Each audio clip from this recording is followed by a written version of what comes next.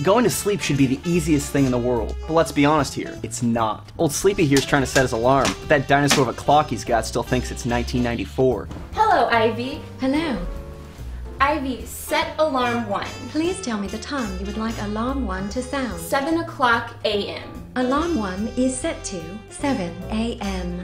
And once you're in bed, the real trouble begins. Trying to get to sleep. But why get to sleep when you can drift to sleep? Play sleep sound.